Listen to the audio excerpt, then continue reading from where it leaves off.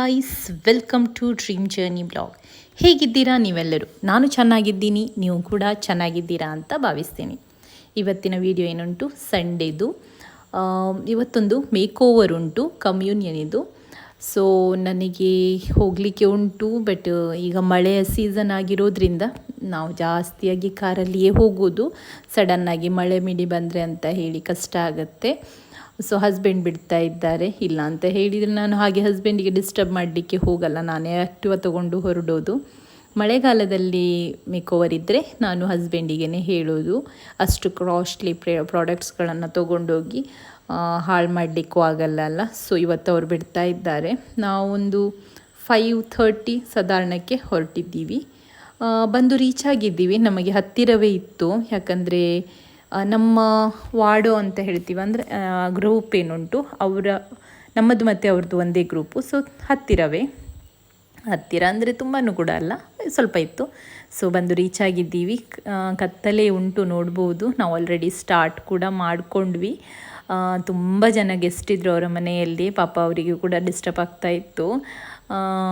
ಆದರೂ ಕೂಡ ನಮ್ಮದು ಆಲ್ಮೋಸ್ಟ್ ಮುಗ್ದಿದೆ. ಇದು ನಾನು ಲಾಸ್ಟ್ ಮಾಡಿದ ವಿಡಿಯೋ ಆದ ನಂತರ, ಬಿಕಾಸ್ ಹೋದ ನಂತರ ಕೆಲಸವೇ ಸ್ಟಾರ್ಟ್ ಅಲ್ಲ. ಸೊ ಇವ್ರದ್ದು ಕಮ್ಯೂನಿಯನ್, ಇವಳು ಕೂಡ ತುಂಬ ಕ್ಯೂಟಾಗಿ ಕಾಣಿಸ್ತಾ ಇದ್ಲು. ಸೊ ರೆಡಿಯಾಗಿ ಸರಿಯಾಗಿ ಆರಾಮಾಗಿ ಕೂತಿದ್ಲು. ಸೊ ಅದು ನಮಗೆ ಜಾಸ್ತಿ ಇಂಪಾರ್ಟೆಂಟ್. ಮಕ್ಕಳು ರೆಡಿಯಾಗಿ ಸುಮ್ಮನೆ ಕೂತ್ಕೊಳ್ಳಲ್ಲ ಅಲ್ಲ. ಇವಳು ಅವರ ಅಕ್ಕ, ಇವರು ಕೂಡ ಚೆನ್ನಾಗಿ ಕಾಣಿಸ್ತಾ ಇದ್ದರು. ನಾನು ಇವ್ರದ್ದೊಂದು ಬೇಗ ವಿಡಿಯೋ ಮಾಡಿ ನಾನು ಹೊರಡಬೇಕಿತ್ತು. ಸೊ ಅದಕ್ಕೋಸ್ಕರ ಇವ್ರದ್ದೊಂದು ವಿಡಿಯೋ ಮಾಡಿಕೊಂಡೆ. ಇದು ಇವ್ರದ್ದು ತಾಯಿ. ನಾನು ಇವ್ರದ್ದು ಕೂಡ ರೆಡಿಯಾಗಿ ಮಾಡಿ ಅದರ ನಂತರ ನಾನು ನೀತನನ್ನು ಅಲ್ಲಿಯೇ ಬಿಟ್ಟು ನಾನು ಹೊರಟಿದ್ದೆ ಮನೆಗೆ. ನನಗೆ ಮಂಗಳೂರಿಗೆ ಹೋಗಲಿಕ್ಕುಂಟು. ಸೊ ನೀತ ಎಲ್ಲರದ್ದು ಇದ್ದದ್ದು ಹೇರ್ ಸ್ಟೈಲ್ಸ್ಗಳು ಮಾತ್ರ. ನಾನು ಆಲ್ರೆಡಿ ಹೇಳಿದ್ದೆ ಕೂಡ, ನನಗೆ ಆಗಲ್ಲ, ಕಷ್ಟ ಆಗುತ್ತೆ. ಬಿಕಾಸ್ ನನಗೆ ಮಂಗಳೂರಿಗೆ ಹೋಗಬೇಕು ಅಂತ ಹೇಳಿ, ನೀತನಿಗೆ ಆದರೆ ಬಿಡ್ತೀನಿ ನಾನು ಅಂತ ಹೇಳಿ ಅವರು ಓಕೆ ನಮಗೆ ಹೇರ್ ಸ್ಟೈಲ್ಸ್ ಮಾತ್ರ ಬೇಕು ಅಂತ ಹೇಳಿದ್ದಕ್ಕೆ ನಾನು ನೀತನನ್ನು ಬಿಟ್ಟು ಬಂದದ್ದು. ಅದು ಏನಂದರೆ, ನಾವು ಆಲ್ರೆಡಿ ಇನ್ಫಾರ್ಮ್ ಮಾಡಿದರೆ ಕ್ಲೈಂಟ್ ಕೂಡ ರೆಡಿ ಇರ್ತಾರೆ. ಸಡನ್ನಾಗಿ ನಾವು ಕೈ ಕೊಡಲಿಕ್ಕೆ ಆಗಲ್ಲ. ಬಟ್ ನಾನು ಈ ವಿಷಯದಲ್ಲಿ ಮೊದಲೇ ಹೇಳಿದ್ದೆ, ನನಗೆ ಆಗಲ್ಲ, ನಾನೊಂದು ಇಷ್ಟು ಟೈಮ್ 8 ಗಂಟೆ 8:30 ತನಕ ಮಾಡ್ತೀನಿ ಅಂತ ಹೇಳಿ. ಮತ್ತೆ ಅಲ್ಲಿಂದ ನಾನು ರಿಕ್ಷಾ ಮಾಡಿ ಬಂದೆ. ಬಿಕಾಸ್ ಮತ್ತೆ ಹಸ್ಬೆಂಡಿಗೆ ಕರೀಲಿಕ್ಕೆ ಹೋದರೆ ಆಗಲಿಕ್ಕಿಲ್ಲ ಅಂತ ಹೇಳಿ, ಮಗನಿಗೆ ಕೂಡ ರೆಡಿ ಮಾಡಲಿಕ್ಕೆ ಇತ್ತು ಅವರಿಗೆ. ನಾನು ಬಂದು ರೆಡಿ ಆದೆ, ಬ್ರೇಕ್ಫಾಸ್ಟ್ ಮಾಡಿ. ನಂದು ಬ್ರೇಕ್ಫಾಸ್ಟ್ ಕೂಡ ಆಗಿಲ್ಲ. ಇವತ್ತು ನಾನು ಸ್ವಲ್ಪ ಇಂಡಿಯನ್ ವೇರ್ ಅಂತ ಹೇಳ್ತೀವಲ್ಲ, ಫುಲ್ ಕವರ್ಡ್ ಆ ಥರ ಆಗಿದ್ದೀನಿ. ನಮಗೆ ಇವತ್ತು ಮಂಗಳೂರಿಗೆ ಹೋಗ್ತಾ ಇರುವ ಕಾರಣ ಅಂತ ಹೇಳಿದರೆ, ಕಿಂಡಬಿ ಏನು ಎಕ್ಸಾಮ್ ಇತ್ತು. ಲಾಸ್ಟ್ ಟೈಮ್ ನಾನು ವಿಡಿಯೋ ಕೂಡ ಹಾಕಿದ್ದೆ, ನನ್ನ ಮಗನ ಫೋಟೋ ಪೋಸ್ಟರಲ್ಲಿ ಬಂದಿದೆ ಅಂತ ಹೇಳಿ. ಅದರದ್ದೇ ಇವತ್ತು ಅವಾರ್ಡ್ ಸೆರೆಮನಿ ಉಂಟು. ಬಟ್ ಎಲ್ಲ ಸ್ಕೂಲಿನವರಿಗೂ ಉಂಟು. ಸೊ ನಮಗೆ ನಮ್ಮ ಈ ಸ್ಕೂಲಿಂದ ನಾವು ಅಂದರೆ ನನ್ನ ಮಗನಿಗೆ ಫುಲ್ ಮಾರ್ಕ್ಸಲ್ಲಿ ಅವಾರ್ಡ್ ಉಂಟು. ನರ್ಸರಿದು, ಅಂದರೆ ಲಾಸ್ಟ್ ಇಯರ್ ಇದಲ್ಲ, ಅವನೀಗ LKG, but last year exam ಬರೆದದ್ದವನು. ಸೊ ಈಗ ಹೊರಟಿದ್ದೀವಿ. ಮಳೆ ಜೋರಿತ್ತು ಮಾತ್ರ. ಆನ್ ದ ವೇ ಮಳೆಗೆ ಹೋಗ್ತಾ ಇರುವಾಗಲೇ ನನಗೆ ನಮ್ಮ ನೇಬರ್ ಅಂತ ಹೇಳ್ಬೋದು, ಅವರು ಸಿಕ್ಕಿದ್ರು. ನಾವು ಅವರಿಗೂ ಕೂಡ ಪಿಕಪ್ ಮಾಡಿದ್ವಿ. ನಾನು ಅವರಿಗೆ ಮಳೆಯಲ್ಲಿ ಕಾಣಿಸ್ತಾ ಕೂಡ ಇರಲಿಲ್ಲ ಅವರು, ಬಟ್ ಸಡನ್ನಾಗಿ ನೋಡಿದ್ದಕ್ಕೆ ನಾನು ಮತ್ತೆ ನಿಲ್ಲಿಸಿದೆ. ಮತ್ತು ಅವರನ್ನು ಕೂಡ ಕರ್ಕೊಂಡು ಹೋದ್ವಿ. ಮತ್ತೆ ಮಳೆ ಇರಲಿಲ್ಲ ಅಷ್ಟು, ನಾನು ಅವ್ರದ್ದು ವೀಡಿಯೋ ಮಾಡಲಿಕ್ಕೆ ಹೋಗಿಲ್ಲ. ಸಮ್ಟೈಮ್ಸ್ ಸ್ವಲ್ಪ ಜನರಿಗೆ ಇಷ್ಟ ಇರಲ್ಲ. ಸೊ ಅವರು ನಮ್ಮ ಜೊತೆಗೇ ಬಂದಿದ್ದರು. ಇದು ಬಂದು ಅವ್ರದ್ದು ಇನ್ವಿಟೇಷನ್, ಕ್ರಿಸ್ಟನ್ ಹೆಸರಲ್ಲಿ ಇನ್ವಿಟೇಷನ್ ಬಂದಿತ್ತು. ಬಟ್ ನಮಗೆ ತಗೊಂಡು ಬರಲಿಕ್ಕೆ ಆಗ್ತಾ ಇರಲಿಲ್ಲ. ಬಿಕಾಸ್ ನಿಮಗೆ ಗೊತ್ತಿರ್ಬೋದು, ಲಾಸ್ಟ್ ವೀಕ್ ಕ್ರಿಸ್ಟನಿಗೆ ಹ್ಯಾಂಡ್ ಫುಟ್ ಮೌತ್ ಆಗಿತ್ತು, ಕಾಲು ಬಾಯಿ ಜ್ವರ ಏನು ಬಂದಿದೆ. ಅದಾಗಿದ್ದರಿಂದ ನಾವು 1 ವೀಕ್ ಅವನಿಗೆ ಸ್ಕೂಲಿಗೆ ಕಳಿಸಿರಲಿಲ್ಲ. ಮತ್ತು ಸ್ಕೂಲಿನವರು ನಮ್ಮದೇನೊಂದು ನೇಬರ್ ಇದ್ದಾರೆ, ಟೀಚರ್ ಎಕ್ಸೆಲಲ್ಲಿ, ಅವರ ಹತ್ರ ಕಳಿಸಿದರು. ಸೊ ಅವರು ನಮಗೆ ಕೊಟ್ಟರು. ಸೊ ಇದು ಬಂದು ಇವ್ರದ್ದು ಇನ್ವಿಟೇಷನ್. ಬಟ್ ಅವರು ಒಂದು ಒಳ್ಳೇದು ಮಾಡಿದ್ದೇನೆಂದರೆ, ದೊಡ್ಡ ಮಕ್ಕಳಿಗೆ ಫಸ್ಟ್ ಇಟ್ಟು ಚಿಕ್ಕ ಮಕ್ಕಳಿಗೆ ಲಾಸ್ಟ್ ಇಟ್ಟಿದ್ರು. ಸೊ ಅದಕ್ಕೋಸ್ಕರ ನನಗೆ ಲೇಟ್ ಹೋಗಲಿಕ್ಕೆ ಆಯಿತು. ಇದು ನನ್ನ ಮಗನಿಗೆ ಅಂತ ಹೇಳಿ ಗೊತ್ತಿತ್ತು ನಮಗೆ ಫಸ್ಟ್ ಒನ್ ಏನುಂಟು ಅದು ಫುಲ್ ಮಾರ್ಕ್ಸ್. ಇದು ನಾನು ಹೇಳಿರಲಿಲ್ಲ, ನನಗೆ ಗೊತ್ತಿರಲಿಲ್ಲ, ನನ್ನ ಹಸ್ಬೆಂಡ್ ಹೇಳಿದರು ಅದು ಅವರಿಗೆ ಅಂತ ಹೇಳಿ. ನಾವು ಕೂಡ ಎಕ್ಸೈಟ್ಮೆಂಟ್ ಆಗಿದ್ದೀವಿ, ಫಸ್ಟ್ ಟೈಮ್ ಅಲ್ಲ ನಮಗೆ ಕೂಡ. ಸೊ ಇದು ಬಂದ ಒಂದು ಇನ್ವಿಟೇಷನ್ ಬಂದು ರೀಚ್ ಆದ್ವಿ. ಅವರ ಅವಾರ್ಡ್ ಫಂಕ್ಷನ್ ಏನು ಇತ್ತು ಅದು ಶ್ರೀ ರವಿಶಂಕರ ವಿದ್ಯಾಮಂದಿರ ಅಲ್ಲಿ ಇದ್ದದ್ದು. ನಾನು ಕೂಡ ಇಲ್ಲಿ ಬರೋದು ಫಸ್ಟ್ ಟೈಮು. ಮತ್ತು ಅಲ್ಲಿ ಪಾರ್ಕಿಂಗ್ ಕೂಡ ಇರಲಿಲ್ಲ. ಸೊ ನಾವು ಮತ್ತೆ ಕೆಳಗೆ ಹೋಗಬೇಕಾಯ್ತು ಪಾರ್ಕಿಂಗಿಗೆ. ತುಂಬಾ ಗಾಡಿಗಳಿದ್ದು ಆಲ್ರೆಡಿ. ಆ್ಯಕ್ಚುಲಿ ನಾವು ಬಂದದ್ದು ಸ್ವಲ್ಪ ಬೇಗವೇ ಆಯಿತು. ನನ್ನ ಹಸ್ಬೆಂಡಿಗೆ ಅರ್ಜೆಂಟ್ ಅಂದರೆ ಅರ್ಜೆಂಟ್, ಲೇಟಾದರೆ ಕಷ್ಟ ಅಂತ ಹೇಳಿ ಮತ್ತು ನಾವು ಕರ್ಕೊಂಡೆವು ಬಂದ್ವಿ. ಮತ್ತು ನನಗೆ ಸ್ವಲ್ಪ ಡೌಟ್ ಇತ್ತು, ಅವನು ಸ್ವಲ್ಪ ದಿನದ ಹಿಂದೆ ಹುಷಾರಿರಲಿಲ್ಲ ಅಲ್ಲ, ಮತ್ತು ಯಾಕೆ ಬೇಕು ರಿಸ್ಕ್ ಅಂತ ಹೇಳಿ ನಾವು ಯೂನಿಫಾರ್ಮ್ ಹಾಕಿ ಕರ್ಕೊಂಡು ಬಂದಿರಲಿಲ್ಲ ಅವನಿಗೆ, ಮತ್ತೆ ಯೂನಿಫಾರ್ಮ್ ಹಾಕಿದ್ದು. ಸೊ ಈಗ ಇಲ್ಲಿ ಕೂತ್ಕೊಂಡು ಯೂನಿಫಾರ್ಮ್ ಹಾಕಿದ್ವಿ ಕಾರಲ್ಲಿಯೇ. ಇದು ಅವ್ರದ್ದು ಲಾಸ್ಟ್ ಇಯರ್ದು ಸ್ಪೆಷಲ್ ಯೂನಿಫಾರ್ಮ್ ಅಂತ ಹೇಳಿ ಸಪ್ರೇಟ್ ಇತ್ತು ಅವರಿಗೆ. ಅದು ಅವನಿಗೆ ಕಿಂಡಬಿಯಲ್ಲಿ ಸಿಕ್ಕಿದ್ದು ಬ್ಯಾಚ್. ಸೊ ಅದನ್ನು ಹಾಕಲಿಕ್ಕೆ ಹೇಳಿದರು. ಮತ್ತು ಈಗ ಹೋಗ್ತಾ ಇದ್ದಾನೆ. ಅವನಿಗೆ ಒಂದು ಖುಷಿ ಅಂದರೆ ಒಂದು ಅವಾರ್ಡ್ ಸಿಗುತ್ತೆ ಅಂತ, ಇನ್ನೊಂದು ಅವನಿಗೆ ಹೊಸ ಶೂಸ್ ಸ್ಕೂಲಿಗೆ ಅಂತ ಹೇಳಿ ತಂದದ್ದು ಹಾಕಿಲ್ಲ, ಬಿಕಾಸ್ ಈಗ ಮಳೆ ಅಲ್ಲ, ಸ್ಯಾಂಡಲ್ಸ್ ಹಾಕಲಿಕ್ಕೆ ಹೇಳಿದ್ದಾರೆ. ಸೊ ಈಗ ನಡ್ಕೊಂಡು ಮೇಲೆ ಹೋಗ್ತಾ ಇದ್ದೀವಿ. ನಾವು ಆ್ಯಕ್ಚುಲಿ ಬಂದದ್ದು ತುಂಬ ಬೇಗ ಆಗಿದೆ. ಬಟ್ ಅವನು ಹಸ್ಬೆಂಡ್ ಕೂಡ ಕೇಳ್ತಾ ಇರಲಿಲ್ಲ. ಅಂದರೆ ನಾವು 11ಗೆ ಬಂದಿದ್ವಿ, ಇವರಿಗೆ 12:15 ಇತ್ತು. ಮತ್ತು ಕೂಡ ಅವನು ನೋಡಿದರೆ ಹೆಲ್ಪ್ ಆಗ್ತದಲ್ಲ, ಎಷ್ಟೇ ಹೇಳಿದರೂ ಕೂಡ ಜಸ್ಟ್ ಜಾಯಿಂಡ್ LKG. ಬಟ್ ನರ್ಸರಿಯ ಮಕ್ಕಳು ಜಸ್ಟ್ ಪಾಸ್ ಆದವರಿಗೆ ಅವರಿಗೆ ಹೇಗೆ ಅವಾರ್ಡ್ ತಗೊಳ್ಳೋದು ಅಥವಾ ಹೇಗೆ ಮೇಲೆ ಹೋಗೋದು ಏನು ಕೂಡ ಗೊತ್ತಿಲ್ಲ, ಮತ್ತು ನಮಗೆ ಕೂಡ ಐಡಿಯಾ ಇಲ್ಲ. ಸೊ ಅದಕ್ಕೋಸ್ಕರ ನಾವು ಹೊರಟ್ವಿ ಅಲ್ಲಿಂದ. ಮತ್ತು ಅಲ್ಲಿ ಅವ್ರದ್ದು ಟೀಚರ್ಸ್ ಎಲ್ಲ ಸಿಕ್ಕಿದ್ರು. ಇದು ಇವ್ರದ್ದು ಮ್ಯಾಮ್ ಎಕ್ಸೆಲಿದು, ಅವರಿಗೆ ಕೂಡ ಮೀಟ್ ಆದ್ವಿ. ಇಲ್ಲಿ ಅವ್ರದ್ದು ಇನ್ವಿಟೇಷನ್ ಕೊಡಲಿಕ್ಕೆ ಇತ್ತು, ಅಲ್ಲಿ ಎಲ್ಲ ಕೊಟ್ಕೊಂಡ್ವಿ. ಮತ್ತು ಒಳಗೆ ಬಂದು ನೋಡಲಿಕ್ಕೆ ಸ್ಟಾರ್ಟ್ ಮಾಡಿದ್ವಿ ಪ್ರೋಗ್ರಾಮನ್ನು. ಹೋಗುವಾಗ ಒಂದು 7th ಮಕ್ಕಳಿದು ಮುಗ್ದಿದ್ದ ಅಂತ ನನಗೆ ಸರಿಯಾಗಿ ಈಗ ನೆನಪಿಲ್ಲ. ಇದೊಂದು ಎಕ್ಸಾಮ್ ಅಂತ ಹೇಳಿದರೆ ಸ್ಕೂಲಿಂದ ಅಲ್ಲ, ಹೊರಗಿನಿಂದ ಕಂಡಕ್ಟ್ ಮಾಡೋದು. ಕಿಂಡಬಿ ಆ ಥರ ಬೇರೆ ಬೇರೆ ಏಜಿಗೆ ಬೇರೆ ಬೇರೆದು ಹೆಸರುಂಟು. ನಮ್ಮ ಚಿಕ್ಕ ಮಕ್ಕಳಿಗೆ ಕಿಂಡಬಿ ಅಂತ ಎಕ್ಸಾಮು ತುಂಬ ಕಡೆ ಮಾಡಿಸ್ತಾರೆ ಸ್ಕೂಲಲ್ಲಿ, ತುಂಬ ಸ್ಕೂಲಲ್ಲಿ ಮಾಡಿಸ್ತಲ್ಲ. ಇದನ್ನು ಸಪ್ರೇಟ್ ಎಕ್ಸ್ಟ್ರಾ ಅಮೌಂಟ್ ಕೊಟ್ಟು ಕೂರಿಸೋದು. ಅವ್ರು ಮೊದಲೇ ಬುಕ್ ಕೊಟ್ಟಿರ್ತಾರೆ, ಆ ಬುಕ್ಕಲ್ಲಿ ಮೊದಲೇ ಪ್ರಾಕ್ಟೀಸ್ ಮಾಡೋದು, ಅದರಿಂದನೇ ಬೀಳತ್ತೆ. ದೊಡ್ಡದು ಮಕ್ಕಳಾಗುವಾಗ ಮೇ ಬಿ ಡಿಫಿಕಲ್ಟ್ ಇರ್ಬೋದು ಬುಕ್ಸ್ ಎಲ್ಲ, ಬಿಕಾಸ್ ಸ್ಕೂಲಿದು ಬಿಟ್ಟು ಅದನ್ನು ಕೂಡ ಸಪ್ರೇಟ್ ಓದಬೇಕಲ್ಲ, ಅದನ್ನು ಸ್ಕೂಲಲ್ಲಿ ಕಲಿಸಲ್ಲ, ಅದು ನಮ್ಮ ಓನಲ್ಲಿ ಕಲಿಯೋದು.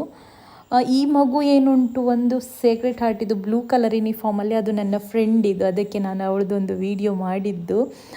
ಅವಳು 3rd ಸ್ಟ್ಯಾಂಡರ್ಡ್ ಇದ್ಲು ಲಾಸ್ಟ್ ಟೈಮ್. ಇವರು ಕೂಡ ನನಗೆ ಪರಿಚಯದವರು, ಇವರೆಲ್ಲ ಸೇಕ್ರೆಡ್ ಹಾರ್ಟಿಂದ. ಸೊ ನಮಗೆ ಮಡಂತಿಯಾರ್ ಹತ್ತಿರ ಆಗಿರೋದ್ರಿಂದ ನನಗೆ ಅವರೆಲ್ಲ ಮಕ್ಕಳು ಕೂಡ ಪರಿಚಯ.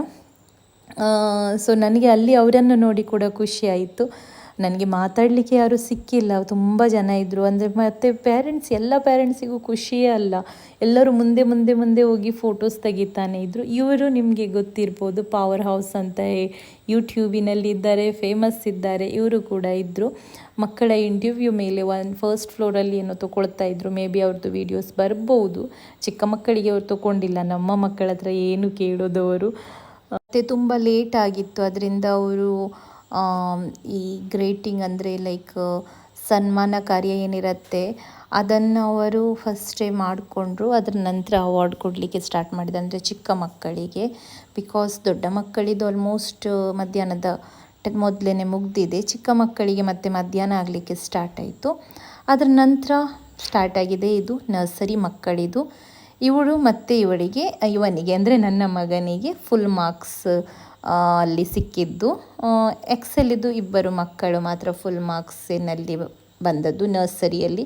ಮೇ ಬಿ ಬಾಕಿ ಸ್ಕೂಲಲ್ಲಿ ನರ್ಸರಿಯಲ್ಲಿ ಎಕ್ಸಾಮ್ ಕೊಟ್ಟಿಲ್ಲ, ಅಥವಾ ಹಾಗೇನಾದರೂ ಇರ್ಬೋದು ಅಂದ್ಕೊಳ್ತೀನಿ ನಾನು. ಅವನಿಗೆ ಫುಲ್ ಖುಷಿ, ಹೇಗೆ ಇಟ್ಕೊಳ್ಬೇಕಂತಲೇ ಗೊತ್ತಾಗ್ತಾ ಇಲ್ಲ ಅವನಿಗೆ. ಸೊ ಇಲ್ಲಿ ಎಲ್ಲರೂ ಕೊಡ್ತಾ ಇದ್ದಾರೆ, ನೋಡ್ಬೋದು ನೀವು. ಅವನ ಖುಷಿ ನೋಡಿ, ನನಗೇನು ಫುಲ್ ಖುಷಿ ಆಯಿತು. ಸೊ ಈಗ ಇಳಿದು ಬರ್ತಾ ಇದ್ದಾನೆ ನೋಡಿ, ಕ್ಯೂಟ್ ಕಾಣಿಸ್ತಾರಲ್ಲ ಎಷ್ಟು ಚಿಕ್ಕ ಚಿಕ್ಕ ಮಕ್ಕಳು. ಅವನ ಹತ್ರ ನಾವು ಮನೆಗೆ ಬಂದಾಗ ತುಂಬ ಸಲ ಕೇಳಿದ್ವಿ, ನೀನೇನು ಬರೆದಿದ್ದೀಯಾ, ಏನೆಲ್ಲ ಇತ್ತು ಅಂತ. ಎಲ್ಲನೂ ಇತ್ತು ಬುಕ್ಕಲ್ಲಿ ಇದ್ದದ್ದು ಅಂತಲೇ ಹೇಳ್ತಾನೆ ಇದ್ದ. ಬಟ್ ನಾವು ಯೋಚನೆ ಕೂಡ ಮಾಡಿರಲಿಲ್ಲ ಅವನು ಎಲ್ಲ ಬರೆದಿದ್ದಾನೆ, ಅದು ಕೂಡ ಫುಲ್ ಮಾರ್ಕ್ಸ್ ಬರುವ ಹಾಗೆ ಅಂತ ಹೇಳಿ. ಸೊ ಇದು ಅವನ ಹೆಸರಲ್ಲಿ ಬಂದಿದೆ, ಫುಲ್ ಮಾರ್ಕ್ಸ್ ಇದು.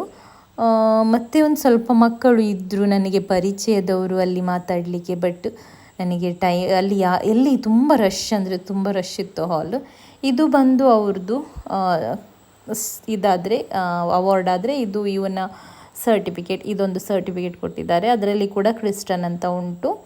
ಹಾಗೆಯೇ ಒಂದು ಬ್ಯಾಗ್ ಕೊಟ್ಟಿದ್ದಾರೆ, ಚಿಕ್ಕ ಮಕ್ಕಳಿಗೆ ಚಿಕ್ಕ ಬ್ಯಾಗ್ ಕೊಟ್ಟಿದ್ದಾರೆ, ದೊಡ್ಡ ಮಕ್ಕಳಿಗೆ ದೊಡ್ಡದಿದೆ. ಬೆಳಿಗ್ಗೆ ನೋಡಿದ್ವಿ ನಾವು, ಚಿಕ್ಕ ದೊಡ್ಡದಿತ್ತು. ಇನ್ನೊಂದು ಎನ್ವಲಪ್ ಕೊಟ್ಟಿದ್ದಾರೆ, ಅದರಲ್ಲಿ ನಮಗೆ ಡಿಸ್ಕೌಂಟ್ ಉಂಟು. ನೆಕ್ಸ್ಟ್ ಎಕ್ಸಾಮಿಗೆ ಅವರಿಗೆ ಮೇ ಬಿ ಫೀಸ್ ಕಡಿಮೆ ಇರ್ಬೋದು, ಅಂದರೆ ಈ ಎಕ್ಸಾಮ್ ಏನುಂಟು LKGಗೆ ಬರೆಯುವಾಗ. ಸೊ ಇದು ಬಂದು ಅವ್ರದ್ದು ಎಂಟ್ರೆನ್ಸ್. ನಾವು ಬರುವಾಗ ಎಂಟ್ರೆನ್ಸ್ ಆ ಸೈಡಿಂದ ಬಂದದ್ದು. ಸೊ ನನ್ನ ಮಗನಿಗೆ ವಿಡಿಯೋ ಮಾಡಬೇಕಿತ್ತು ಅಲ್ಲಿ ಒಂದು.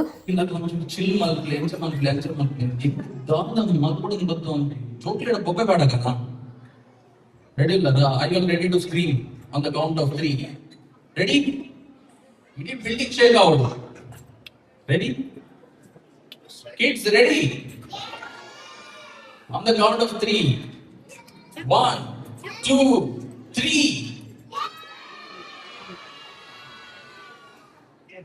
Energy. Incha camera clicking. Jay. Hand raise ಮಾಡ್ಬಿಡಿ. You have to raise your hands and scream. Ready? Ready? 1, 2, 3.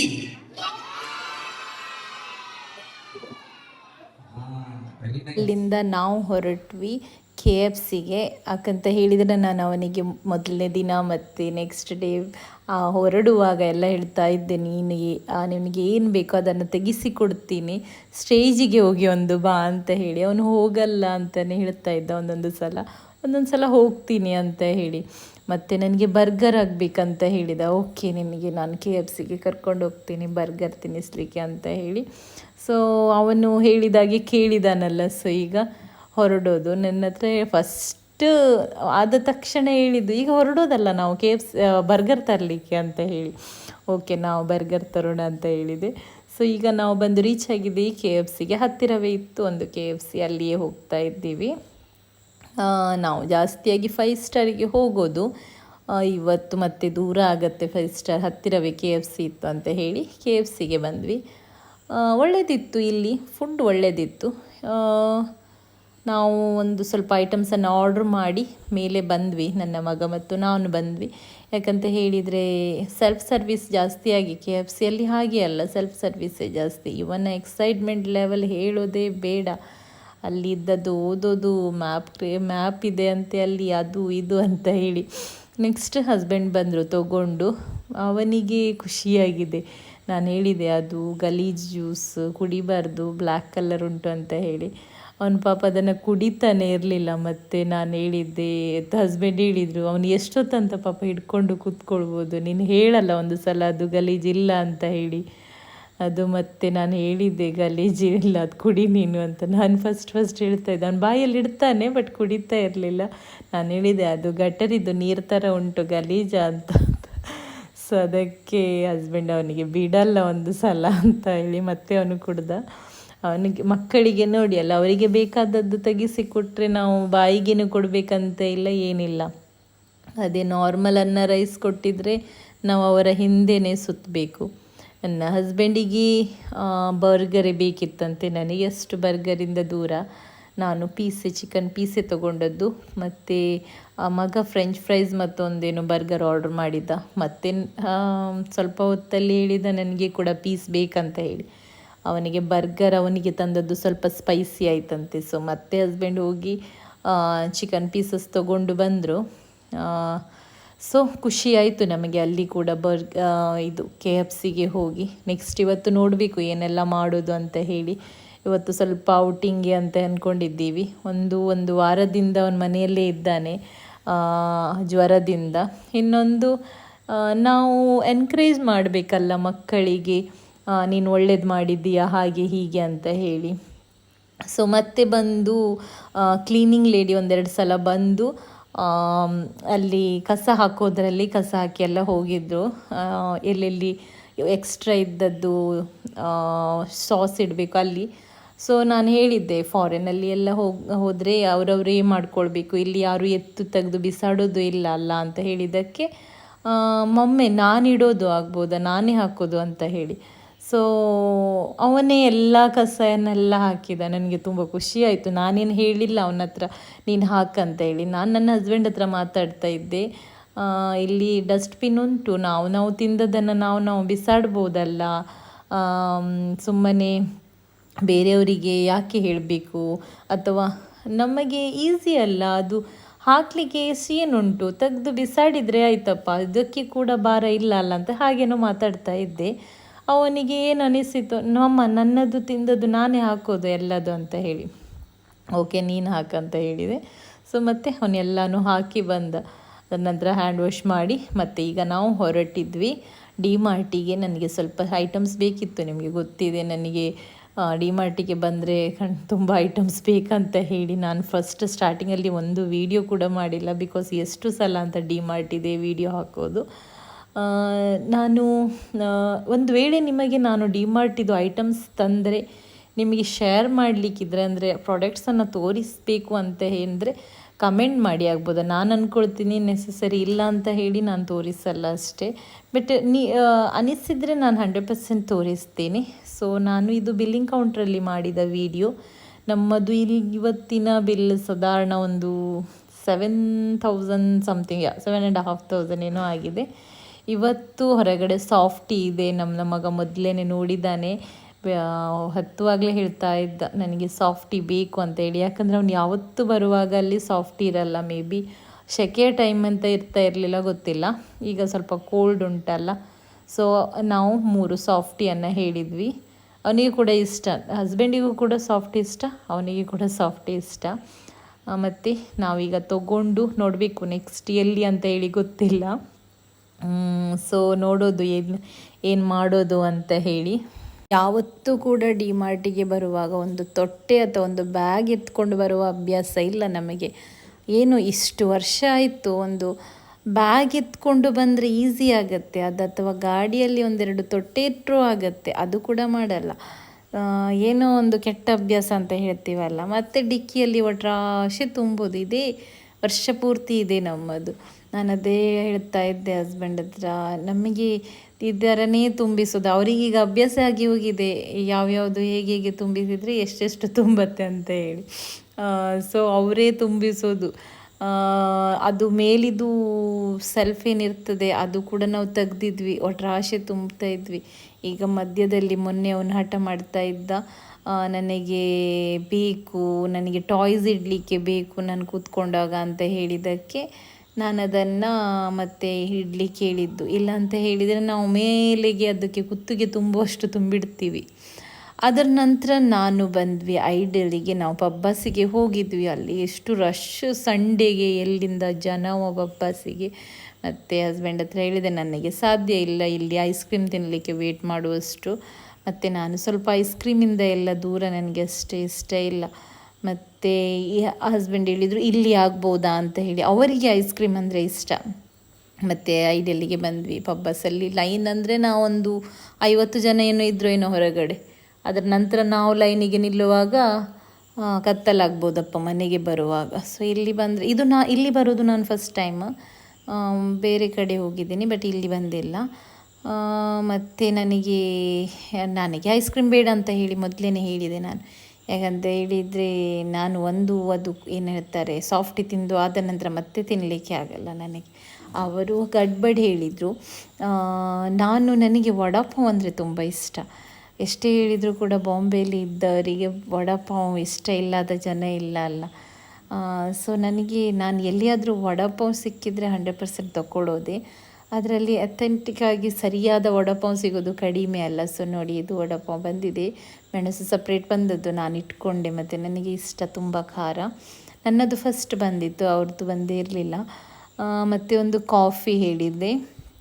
ನನಗೆ ಕಾಫಿ ಅಂದರೆ ತುಂಬ ಇಷ್ಟ, ಬಟ್ ಯಾಕೆ ಶಾಪಲ್ಲಿ ತುಂಬ ಕಡಿಮೆ ಕಾಫಿ ಕೊಡ್ತಾರೆ ಗೊತ್ತಿಲ್ಲ. ನನಗೆ ಇಷ್ಟು ಚಿಕ್ಕ ಗ್ಲಾಸಲ್ಲಿ ಕಾಫಿ ಕುಡಿದ್ರೆ ಉಂಟಲ್ಲ, ನನ್ನ ಕಿವಿಗೆ ಕೂಡ ಆಗಲ್ಲ ಅದು. ಬಾಯಿಗೆ ಸಹ ಇಲ್ಲಿ ಕಿವಿಗೆ ಕೂಡ ನಾಟೋದೆಲ್ಲ ಹಾಗೆ ಆಗ್ತದೆ.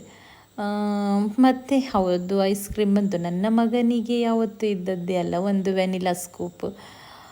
ನಾನು ಅದೇ ಹಸ್ಬೆಂಡ್ ಹತ್ರ ಹೇಳಿದ್ದೆ, ಹೇಗೆ ಅಲ್ಲ ದೊಡ್ಡ ರೆಸ್ಟೋರೆಂಟ್ ಅಥವಾ ಕೆಫೆ ಐಸ್ ಕ್ರೀಮ್ ಪಾರ್ಲರ್ಗಳಲ್ಲಿ ಒಂದು ನಾವೇ ಎದ್ದು ಬಿಲ್ಲಿಂಗ್ ಮಾಡಿ ಬರಬೇಕು, ಇನ್ನೊಂದು ಸೋಡಾ ತಂದು ಕೊಟ್ಟಿದ್ದಾರೆ, ಜ್ಯೂಸಿಗೆ ಹಾಕ್ಕೊಳ್ಳಿಕ್ಕೂ ಕೂಡ ನಾವೇ ಹಾಕ್ಕೊಳ್ಬೇಕು.